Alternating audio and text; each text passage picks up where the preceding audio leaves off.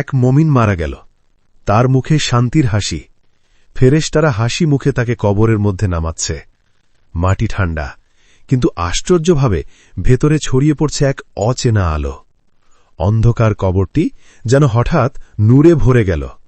ঠিক তখনই শোনা গেল এক কোমল কণ্ঠ, তুমি দুনিয়ায় নামাজ পড়েছিলে, তুমি আল্লাহর স্মরণে দিন কাটিয়েছিলে, তাই আজ আমি তোমার সঙ্গী। সে ছিল তার আমল।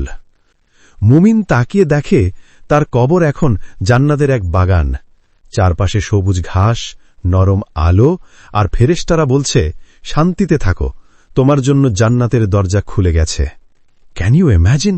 That is so beautiful, right? রাসূল সাল্লাল্লাহু আলাইহি ওয়াসাল্লাম বলেছেন, মুমিনের কবর জান্নাতের বাগানের একটি বাগান। সহিহ বুখারী। কবরও হাসে যদি জীবনে নামাজ থাকে। সুবহানাল্লাহ।